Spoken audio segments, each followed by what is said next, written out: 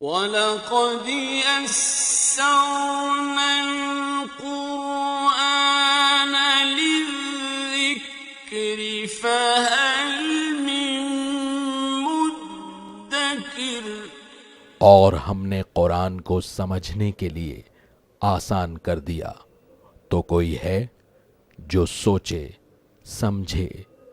صوت القرآن، قرآن کی آواز۔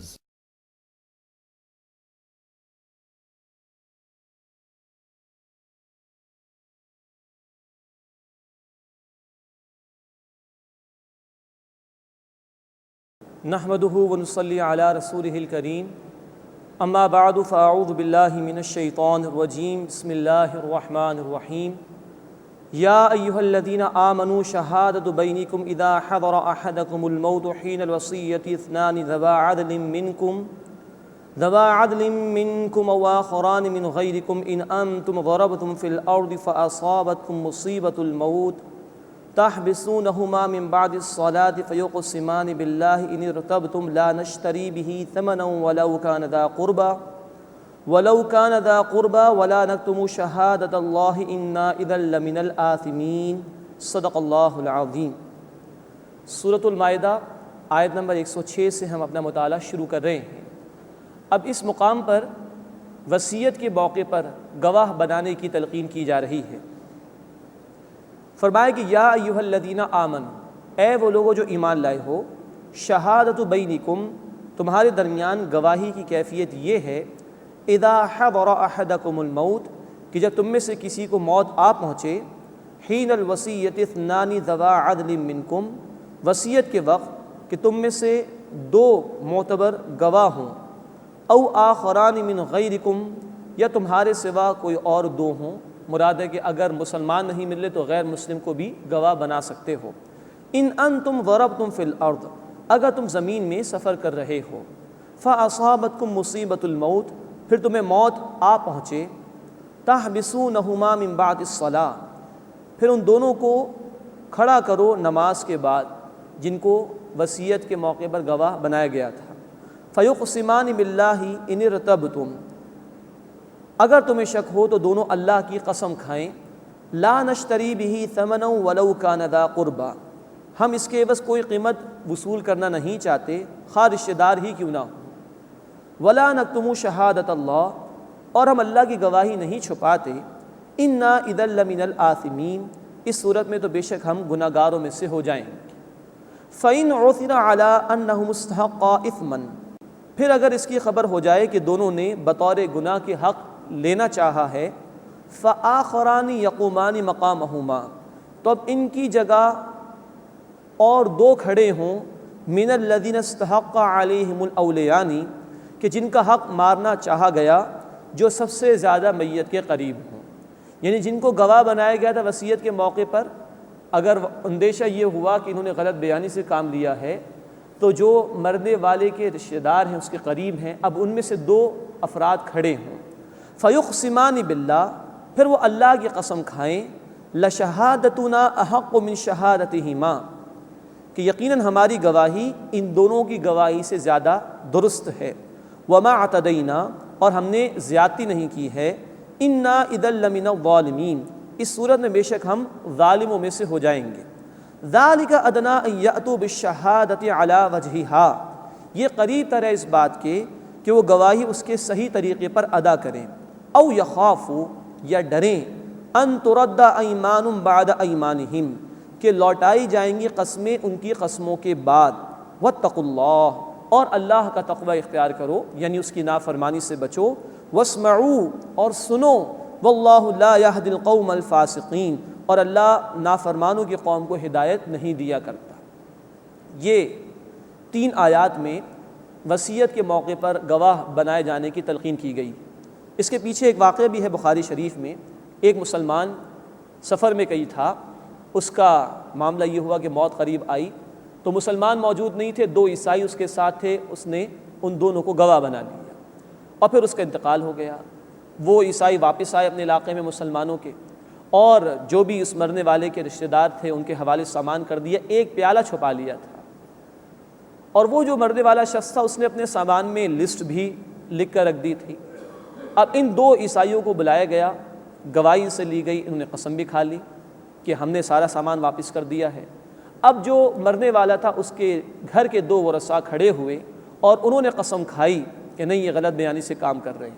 اور ہوا یہ کہ وہ پیالہ ان عیسائیوں نے بازار میں فروخت کر دیا تھا، وہاں سے بھی معلومات ہو گئیں، اور گھر والوں میں سے بھی دو نے قسم کھائی کہ انہوں نے غلط بیانی کی ہے، یہ پیالہ بھی مرنے والے کا تھا، ہمارا حصہ اس میں ہے۔ پھر اللہ کے رسول صلی اللہ علیہ وسلم نے وہ پیالہ اس مرنے والے کے ورثاء کو دلوا دیا۔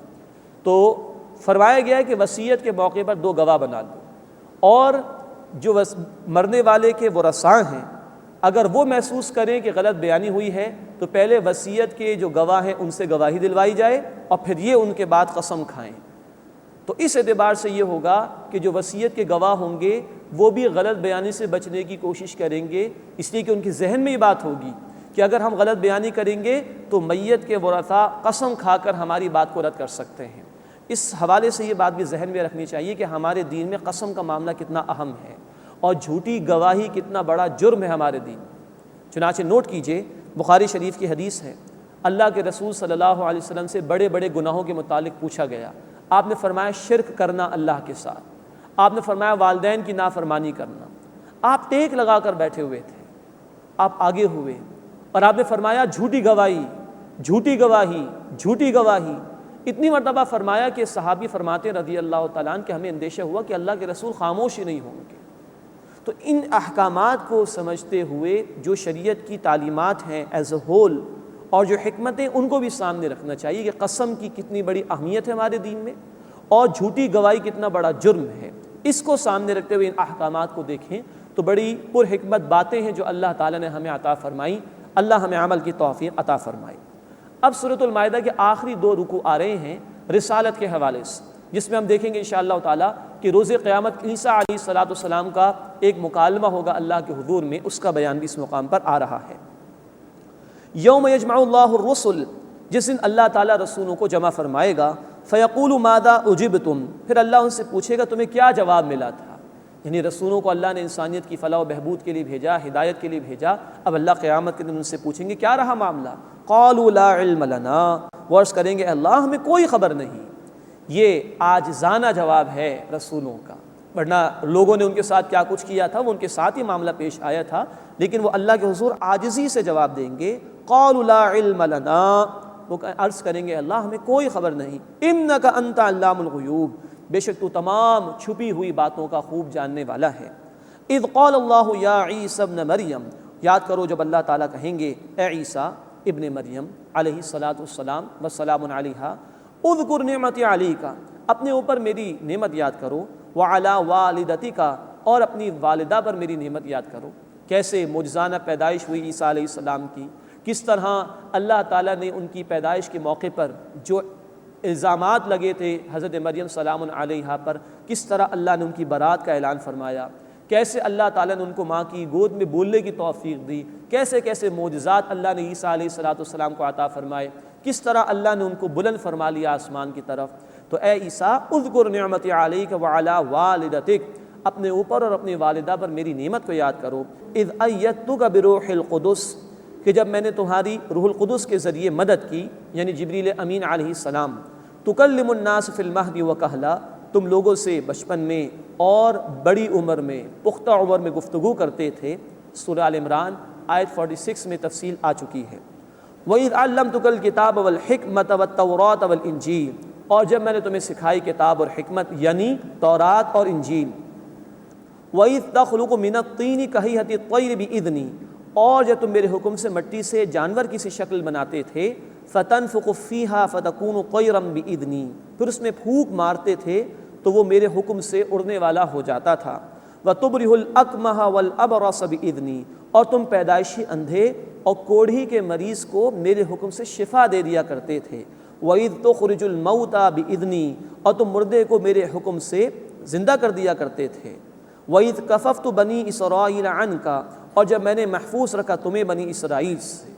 یہ عیسیٰ علیہ السلام کے معجزات کا ذکر ایک مرتبہ پھر آیا، ہم پڑھ چکے ہیں سورہ آل عمران آیت نمبر 49 میں۔ وَإِذْ كَفَفْتُ بَنِي إِسْرَائِيلَ عَنْكَ، اور یاد کرو جب میں نے بنی اسرائیل سے تمہیں محفوظ رکھا۔ اللہ نے اپنی طرف بلند